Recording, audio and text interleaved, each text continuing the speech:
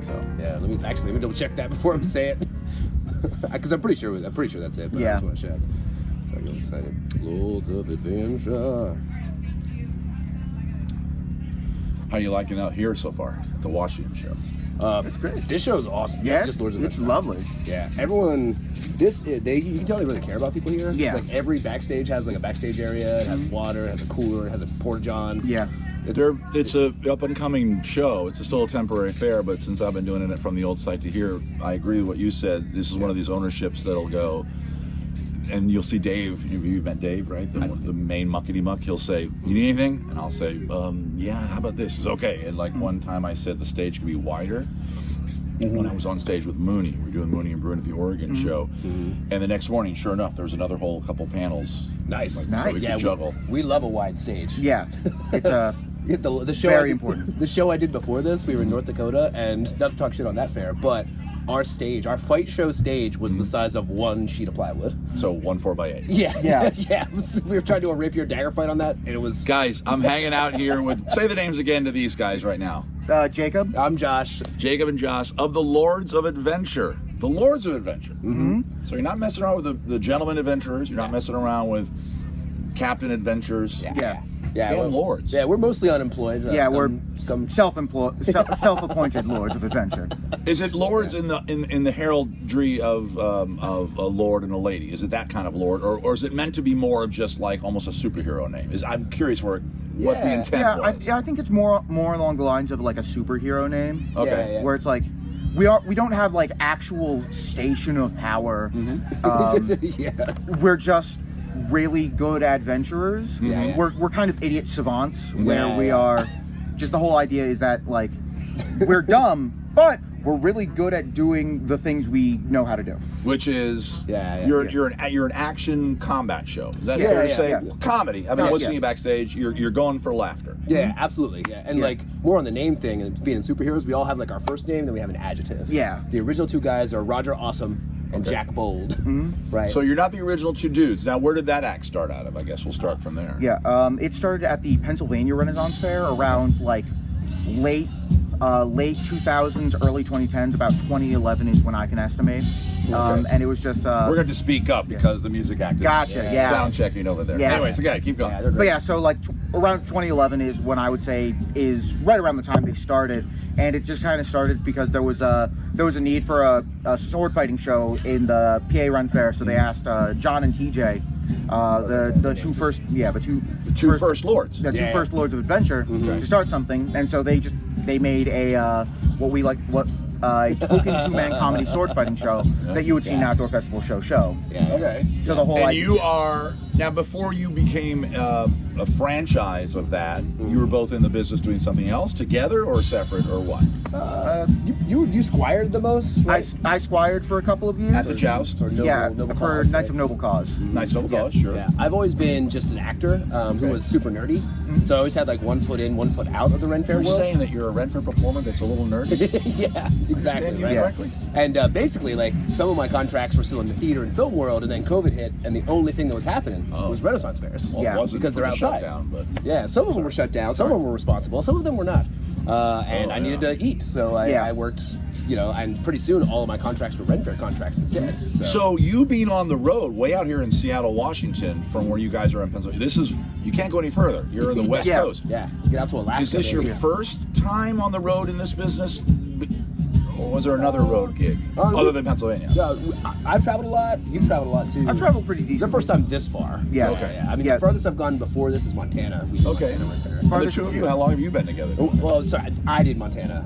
You were doing something else. I did. My first show was North Dakota. This is actually our first show together. Yeah. Oh. Yeah. But you knew each other before today? Yeah, we worked together to come out here. Yeah, we worked together, yeah.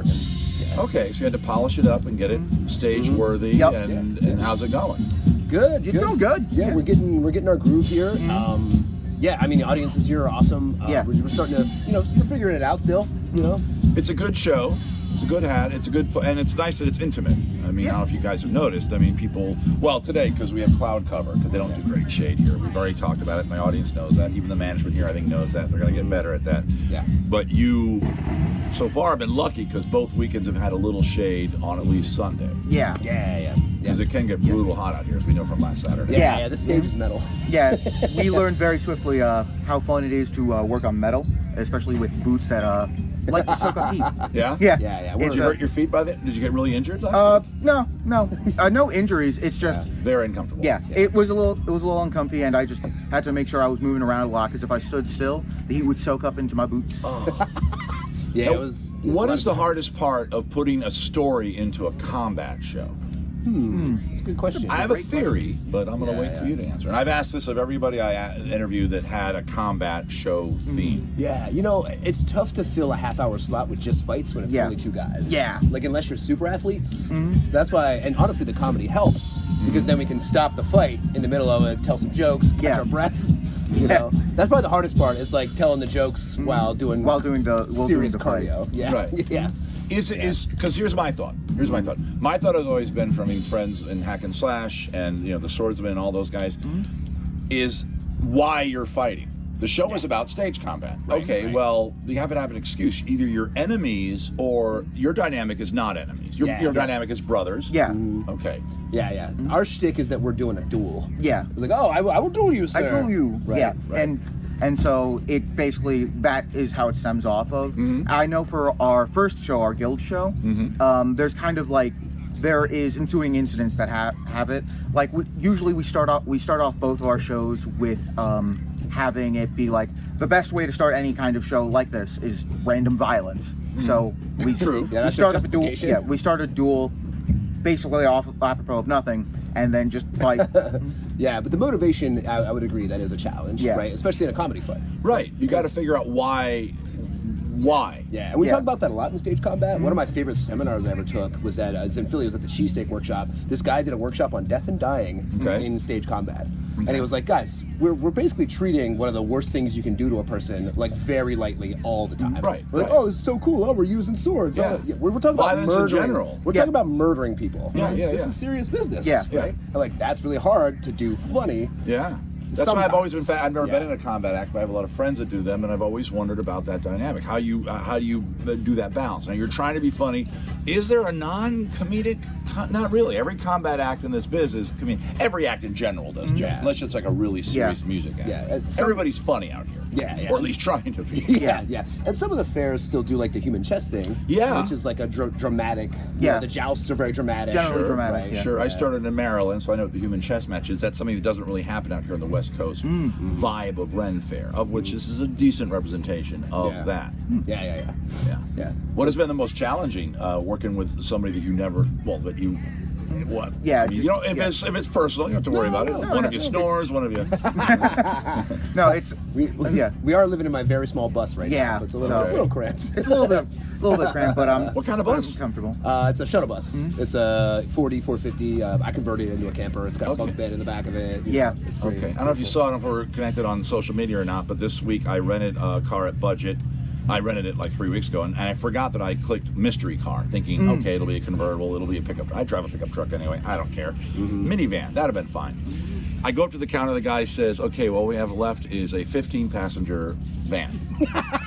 So I am driving around this week, going to my friend's house where I'm staying down in Issaquah, going to the store to go shopping, going to a restaurant last night to get a drink like tonight, in a van with a big glass thing. It'd be better if it were a straight panel van. Right. Then you wouldn't see that I'm alone in this weird big van.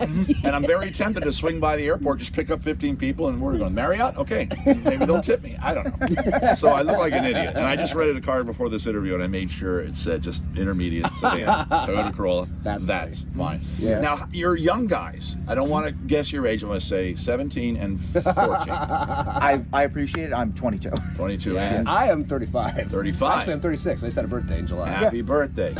Now, you're the younger one, you're getting a taste for this at around the same age I did. I started in this business at 18 and became a stage act at 18, 19, 20, and then a solo stage act at 22. Yeah. So here you are at the same age I was when I was on the thing as Broom.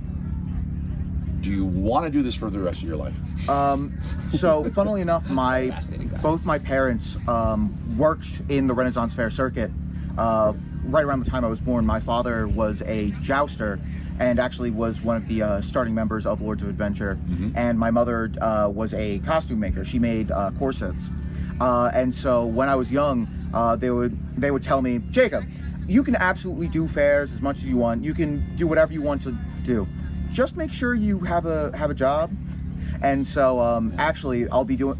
I would like to keep doing this for as long as I can. I do have, however, I am actually going for graduate school after my run is done on the 3rd weekend. I'll be going back to Pennsylvania to move down to Delaware, so I can start my graduate degree program for marine bioscience. Oh, so another guy's going to come in and take his place? Yeah. Another guy, TJ, one TJ, of the original. the original. Shows, Oh, far out. Yeah. Here, I'll give you both some advice that I didn't take, and it's becoming an issue now in my family. I have an 18-year-old daughter who got into a decent art school. We have no idea how we're going to pay for it. Hopefully, they'll get more Patreons.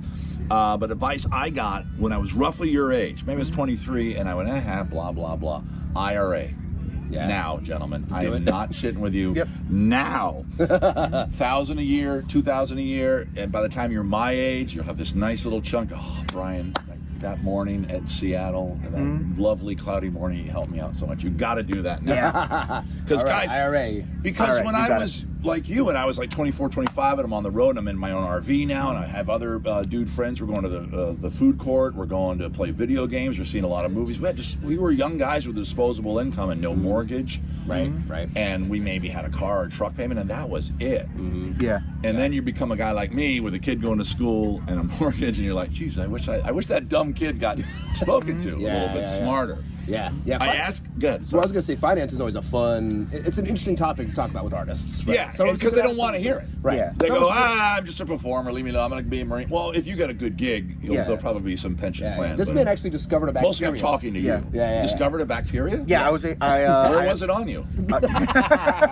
That's his big claim to fame already as a scientist. This man discovered a bacteria. Yeah. So I had the pleasure of working for a summer research experience for undergraduates program for the university that I'm actually going to be going down for the graduate program.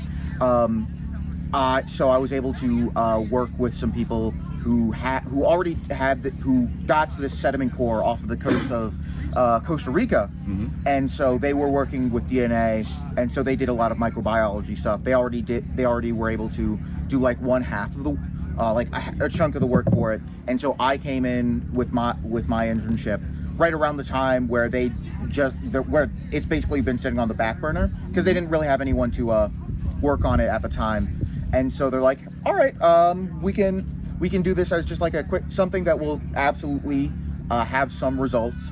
And so I was just working on it, and at some point there was a chunk that seemed like an error to me, and so I talked to the postdoc that who taught me the ropes and taught me how to do everything. And I was like, hey, is this normal? Because there was this part where it showed that the database we were using knew it was a bacteria, but nothing else. And so he looked at it and went, this might be something entirely new. And I went, oh, okay. And so as a scientist, that's what you want. Yeah. So it's going to be called Jacob bacteria. The species name is Williams eye for my last name. Oh, okay. Yeah. Well, there you go. Whoa, that's so cool. You were trying to remember the name. Yeah. Next time you're looking at bacteria, you find Williams eye. Yeah. I asked everybody this. We're going to wrap things up very soon. I work with anxiety and depression against myself. Not against myself. I work through that. I get into your issues, guys. If you have, that's not what I'm asking. But I am asking people this. What if there's no answers, no answer. It's kind of a nebulous question. Sure. Where in your day as a performer, think of your show, think about here, what chunk of your show do you go, or is there one that brings you the most joy? A particular joke, particular stage combat move, finding the bacteria. I mean, Josh, you want to? Yeah, let me think. I mean, I enjoy it. I love all of it. You know, that's the easy ansser. But that's a perfectly fine answer. Yeah, nothing wrong with it. Yeah, I think my favorite thing about our show that brings me a lot of joy is like it's really a lot of times us performers we end up intellectualizing a lot, but when we do the sword fighting show, our whole thing is our IQ is like just lower the IQ like 100 and just go out there and be a big dumb idiot, right? And like that's very freeing to somebody who anybody who thinks quite a lot. You know, when I'm out there, I'm not thinking, I'm not worried, I'm not anxious. You get to lock in and do the moves and just really like let all that stuff go. That's awesome. Yeah. Okay, I'm going to do this with my hand to remind me in the editing process. This is where I'm asking these guys, where can people find you on the internet? So we have our Instagram, Lords of Adventure. I don't know if we have anything else. We also have the website, lordsofadventure.com. That's right. Okay. Yeah, and we have Facebook as well. People can find out where the act. It may not be you two. Yeah. Yeah. We There's have a crew of franchise. guys. Yeah. All yeah. men? We have a couple ladies. Yeah, we have a couple women. ladies. All right, cool. That was a new development last year. We had our first 2 women. And so you can see them at least, well, this weekend. Well, by the time you see this video, no, he'll be here next week. I'll be here next weekend. By the time you see this video, you can see this exact pair of Lords of Adventure. After that, this Jacob will be a different person who did, the new guy taking his place has never found a piece of unique bacteria. So That's true. it's quite the step down for you, Joshua. Yeah, So indeed. come to the Washington Midsummer Renaissance Fair. You'll see me, Brune, and Lords of Adventure on the Sirens Coast stage. This is the stage that we're on. Guys, look right down the lens here. Say goodbye to everybody. Bye, Bye-bye. everybody.